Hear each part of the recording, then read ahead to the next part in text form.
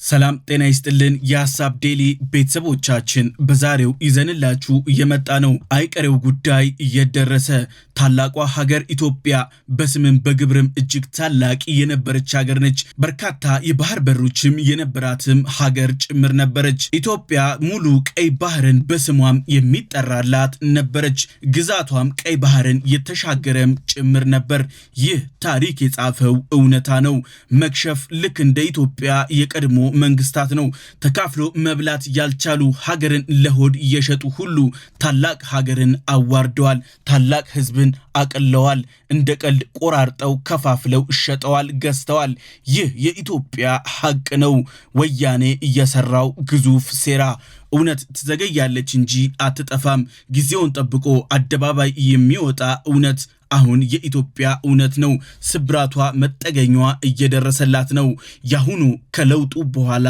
ያለው መንግስት የኢትዮጵያ ገናናነት እንዲመለስ 24/7 እየሰራ ይገኛል ሰኔና ሰኞ ገጥሞ ሴረኞች ተሰባስበው ከካይሮ እስከ 4 ኪሎ አዘዙበት ታሪካዊና ህጋዊ የባህር በር ባለቤትነታችንን በሴራ ኢትዮጵያውያን ተነጠቅን የታላቋ ሀገር ኢኮኖሚ አከርካሪ ለአንዴና ለመጨረሻ ጊዜ ክፉኛ ተመታ የፖለቲካ የደህንነት እጣፋንታችን ከእጃችን አፈተለከ በእጃቸውም ተላልፎ ተሰጠ ይህ የሆነው በኢትዮጵያውያን ባንዳዎች ነው ውግዝ ወማሪዎስ ብለው ነገሩ እንዳይነሳም የነውር ስራቸው እንዳይወሳም አድርገዋል ውሾን ያነሳ ውሾ እያሉን ለታሪክም ዳግም እንዳያስታውሰው ሰነድን አጠፋፍተው ጠፍተዋል የታሪክ መዝገብ ግን ለአንዴና ለመጨረሻ ጊዜ ዘግተናል ብለዋል ግን አሁን የተዘጋው የታሪክ መዝገብ የመከፈት አዝማሚያ እያሳየ መጥቷል ከ3 10 ዓመታት በላይ ከባህሯ ተነጥላ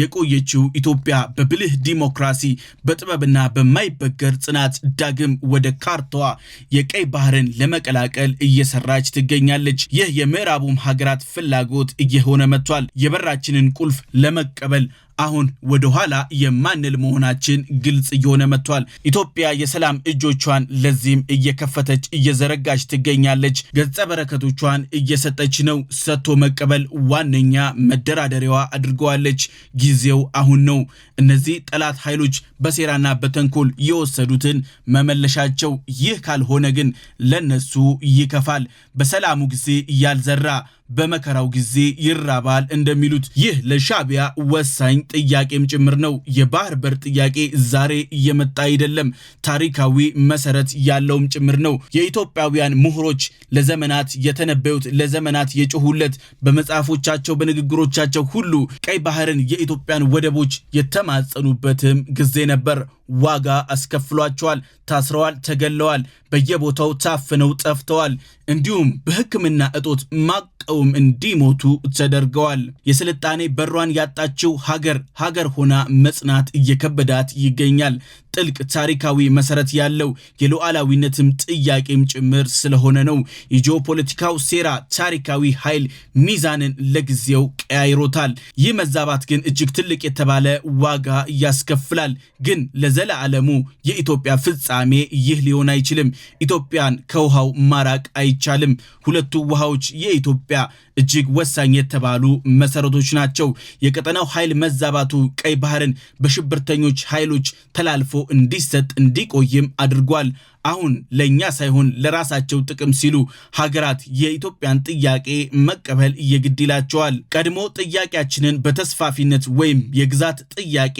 አድርገው ሲነዙት ነበር አሁን እውነቱን እያወቁት እየመጡ ይመስላል በትውልድ ልብ ውስጥ ታላቅ ህመምና ስብራት የፈጠረው አሳዛኝ ምዕራፍም ጭምር ነው ኢትዮጵያውያን ይህንን ጉዳይ ወደ ኋላ እንደማይሉበት ዓለም አቀፍ ሚዲያዎችም ግዙፍ የተባሉ ተቋማቶችም አጽንኦት ሰጥተው ተረድተውታል ይህ መፈታት የግድ ይለዋል እያሉም ጭምር ነው ኢትዮጵያውያን ለከፍተኛ ኢኮኖሚያዊ ጫና እያጋለጠም ነው በሴራና በተንኮል የጠፋን ሀብት ለመመለስ ትውልዱ በሰፊው እየሰራ ይገኛል አሁን የትውልድ ጥያቄ እየሆነ መጥቷል።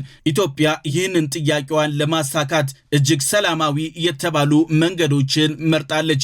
ዓለም አቀፍ ሕግን እየተከተለች ትገኛለች። ኢትዮጵያ ይህንን ሁሉ እያደረገች ያለችው ለሰላም ስትል ነው። አሁን ዓለም አቀፍ ሕግ እንዲዳኛት ኢትዮጵያ አቤት ማለት ጀምራለች። ኢትዮጵያ በኃይል ድንበርን የመቀየር አቅም ቢኖራትም ግን ምርጫዋ አላደረገችውም። ነባራዊ የጂኦፖለቲካ ሂደትን ስንመለከት ይህ ያልተጣጣመ አካሄድን ኢትዮጵያ የመቀየር አቅም ቢኖራትም ዲፕሎማሲን እየመረጠች ነው። ዲፕሎማሲን እየተከተለች ነው። ኢትዮጵያ ዳግም የደም መፋሰስን ለማስቀረት ማህበራዊ ውህደት ላይ በማተኮር ፋይዳ ያለው ተግባራት ላይ በሰፊው ተሰማርታ ትገኛለች። አጀንዳ 2063 በአፍሪካ ህብረት የተቀረጸ አጀንዳ ነው። የአፍሪካን መጻኢ ተስፋ የሚተልምም ጭምር ነው። ኢትዮጵያ ፍላጎቷን ከቀጠናዊ ውህደት ጋር እንዲሰናሰል እያደረገች ነው። ይህ ከአፍሪካ ህብረት አንደኛው አጀንዳው ጋር አጣጥመዋለች። የቀጠናውን ሀገራት በመሰረተ ልማት ማስተሳሰር፣ ኢኮኖሚያዊ ውህደት እንዲያከናውኑ ማድረግ። ኢትዮጵያ ቀጠናዊ ውህደት ላይ በሰፊው እየሰራች ነው። በኢነርጂ ሽያጭ ኢትዮጵያ ጀምረዋለች። አሁን በባቡር በመንገድ በነፃ ንግድ ቀጠና እያጧጧፈችው ትገኛለች። ኢትዮጵያ የቀጠናውን ህዝቦች ማስተሳሰር እጅግ ወሳኝ ነው ብላ ታምናለች። ከዛ በኋላ ቀሪው ይቀጥላል። ኢትዮጵያ የነበረባት ስጋት አሁን ዓለም አቀፋዊ እየሆነ መጥቷል። ኢትዮጵያ የቀይ ባህር ስጋቷን ስትገልጽ አብዛኞቹ ተራ ብለው አልፈውት ነበር። አሁን በኢራን አሜሪካ ጦርነት በሆርሙዝ ጉዳይ ዓለም አቀፍ ስጋት እየሆነ መጥቷል። ቀይ ባህር ሌላኛው ስጋትም እየሆነ ነው። ሊዘጋ ይችላል የሚል ጭምጭምታዎች በየቀኑ እየተሰሙ ይገኛሉ። አሁን የኢትዮጵያን ቀድሞ መንቃት መረዳት በግልጽ ዓለም እያየም ጭምር ነው። የቀጠናው ኢኮኖሚ ፈተና ውስጥ ገብቷል። የጸጥታና የስትራቴጂካል የተባሉ መተላለፊያዎች የስጋቱን ደረጃ ፍንትው አድርገው እያሳዩ ይገኛሉ። ቀይ ባህር በአንድ ቡድን እጅ ስር እየወደቀ ነው። ስጋቱ ዓለም አቀፍ እየሆነ መጥቷል። ለዚህ ደግሞ ብቸኛ መፍትሄው የኢትዮጵያ ባህር ኃይል ብቻና ብቻ ነው። ባለፉት 3 አስርተ ዓመታት ውስጥ ነውር ተደርጎ ከኢትዮጵያ የፖለቲካ ስነ ምህዳር በሐሳብ ድግሶች ሁሉ እንዳይነሳ የተደረገው በስልታዊ መንገድ የተገፋው የባህር በር ጥያቄ አሁን ሙሉ በሙሉ በሚዲያዎቹም በመንግስትም ዋነኛ አጀንዳ ሆኖ እየተቀነቀነ ይገኛል። ይህ ጉዳይ አሁን የህልውና ጉዳይ ሆኗል። ለኢትዮጵያ ቀይ ባህር ሁሉ ነገሯ ነው። የሰራችበትም የተሰራችበትም ዋነኛ መሰረቷም ጭምር ነው። ሁለቱ ግዙፍ ሃይማኖቶች የገቡበት፣ ኢትዮጵያ ማንኛውንም ኢኮኖሚያዊ እንቅስቃሴ ያከናወነችበት ጭምር ነው። ቀድማ ክርስትናንም እስልምናንም የተቀበለችው በዚህ ባህር በር ነው። ለኢትዮጵያ ወሳኝ ነው ሲባል ታሪካዊ መሰረትም ስላለው ነው። ኢትዮጵያ በንግድና በጠንካራ ዲፕሎማሲ የታወቀችው ባላት ተደራሽነት ነው። የተደራሽነቷ ሚስጥር ደግሞ ቀይ ባህር ነው። ኢትዮጵያ በሺህ የሚቆጠሩ የንግድና የቅኝት መርከቦች የነበራትም ሀገር ነች።